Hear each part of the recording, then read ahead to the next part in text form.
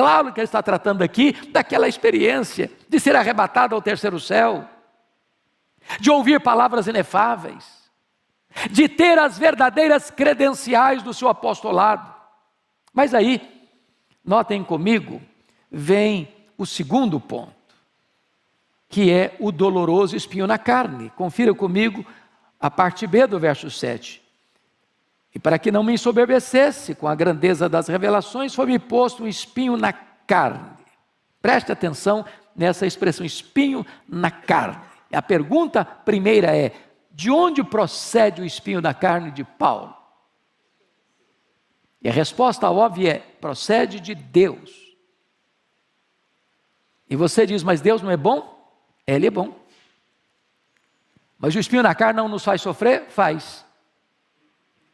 Mas então, se Deus é bom e Ele é, e se o espinho na carne nos faz sofrer, por que Deus permite o espinho na carne? Por que um crente sofre? Por que um crente pega Covid? Por que um crente é entubado? Por que um crente fica numa cama anos? Por que um crente perde emprego? Por que um crente sofre um revés na vida financeira?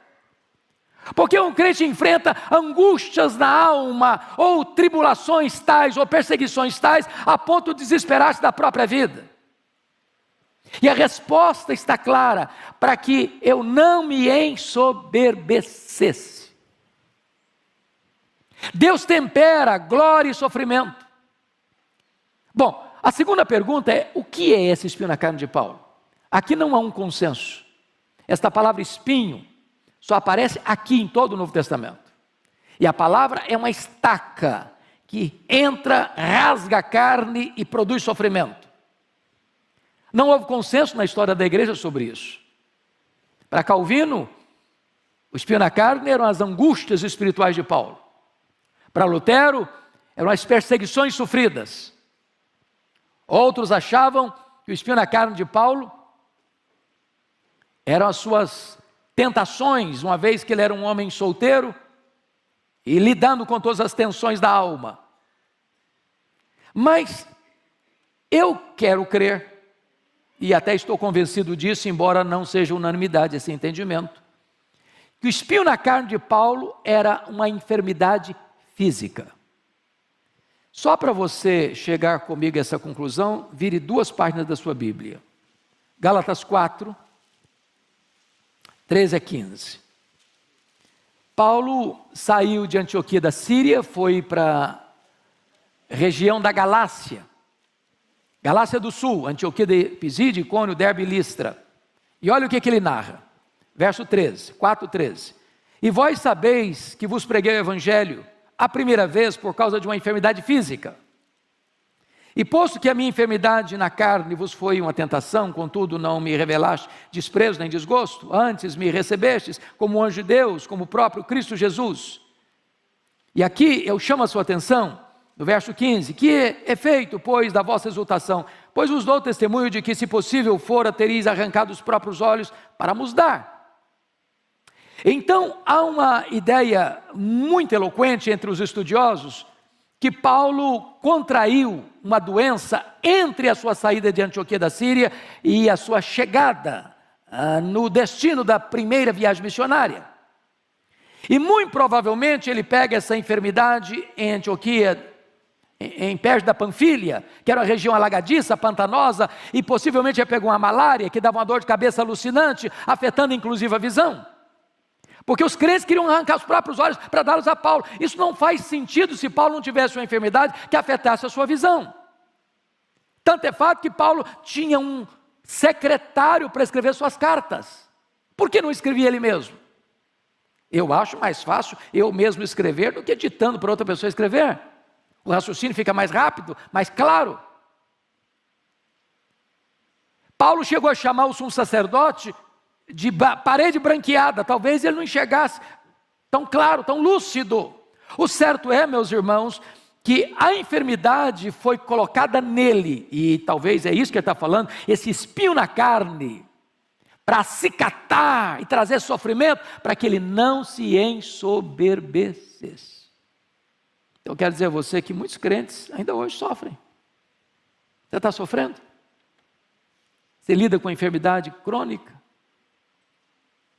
Precisa tomar remédio todo dia, todo dia? Pois é. Às vezes Deus equilibra glória e sofrimento, para que a gente não se ensoberbeça. Terceira lição do texto: as bofetadas de Satanás. Olha aí o versículo 7, a parte C. Veja comigo. Foi-me posto um espinho na carne, mensageiro de Satanás, para me esbofetear, a fim de que eu não me exalte. Você pode perguntar, bom, mas para um pouquinho aí. O espinho na carne vem de Deus. E como é que se veio de Deus, Satanás bate na minha cara com esse espinho? Porque esta é a tarefa de Satanás. Quando a providência é carrancuda, e às vezes Satanás chega para você e diz assim, está vendo aí? Ó? Você não é crente? Você não anda com Deus? Você não é fiel a Deus? Você não faz as coisas direitinho? Você não obedece os preceitos de Deus? Está sofrendo. Está passando por essa magrela. Está passando por essa dificuldade. Olha o seu vizinho lá, ó. Não é crente igual a você, não anda com Deus igual a você, ele não reconhece Deus como você, ele não vive como você, está lá num vidão. Não tem a preocupação dos mortais. O corpo dele é sadio e nédio, já vem bronzeado de fábrica. E você está passando essa magrela toda. Se Deus amasse você, você não estava nessa. Se Deus amasse você, você não estava passando por isso. Deixa eu lhe dizer algo muito importante hoje.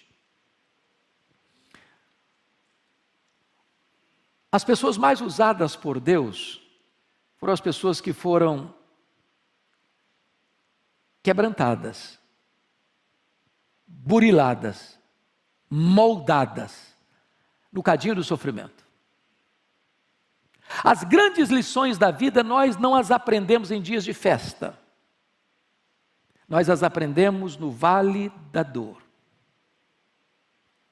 Eu olho a história e vejo homens como Calvino, que passou boa parte do ministério dele acamado.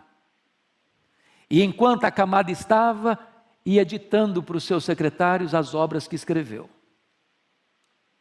Eu fico imaginando um homem da grandeza de Charles Haddon Spurgeon, que tinha gota, sofria, depressão, e muitas vezes tinha que se retirar do púlpito para ir se tratar. Eu fico olhando a história de um homem como John Bunyan, que ficou preso por pregar o evangelho em praça pública 14 anos. Eu fico olhando a história de um David Brainerd, que foi o missionário mais piedoso do século XVIII, e que morre precocemente aos 29 anos, experimentando um poderoso reavivamento espiritual entre os índios peles vermelhas, índios canibais, mas levando a eles a esperança do evangelho. Eu fico olhando a história de um advogado de sucesso de Chicago, Dr. Spafford, muito rico, mas que ao ter 5 filhos, 1 filho e 4 filhas, sofre um golpe tremendo de ver o seu filho, criança ainda, morrendo. De ver um incêndio que quase destrói Chicago no século XIX e ele perdendo grande parte da sua fortuna. Ao receber a notícia de uma viagem que a sua esposa fez com as 4 filhas para a Inglaterra, e o navio naufraga, e a sua esposa lhe manda um telegrama, salva, porém só.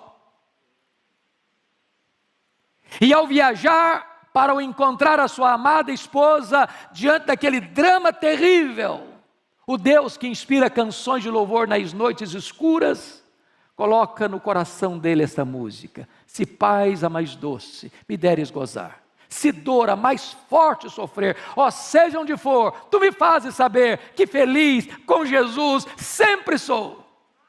Esta música tem abençoado milhões de pessoas ao longo dos anos.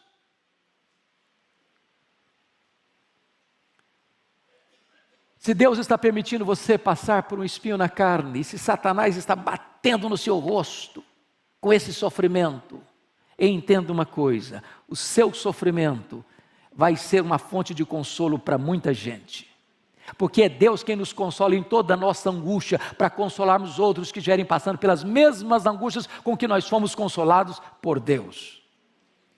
Mas em quarto lugar, a quarta lição do texto, as orações indeferidas ou não atendidas. Olha comigo o versículo 8. Por causa disso, 3 vezes pedi ao Senhor que o afastasse de mim. Notem comigo, irmãos, Paulo era um homem de oração. Paulo era um homem que orava até por gente que ele nunca tinha visto. Paulo orava incessantemente. Paulo orou por muitas pessoas doentes, elas foram curadas. Paulo orou e Deus ressuscitou Eutico. Um milagre extraordinário. Agora Paulo está doente. Agora Paulo está orando por ele mesmo, e uma oração honesta, profunda, sincera e perseverante. Orou 3 vezes, como Jesus orou no Getsemane: Pai, se possível, passe de mim este cálice. Ele pede a cura, ele pede o alívio.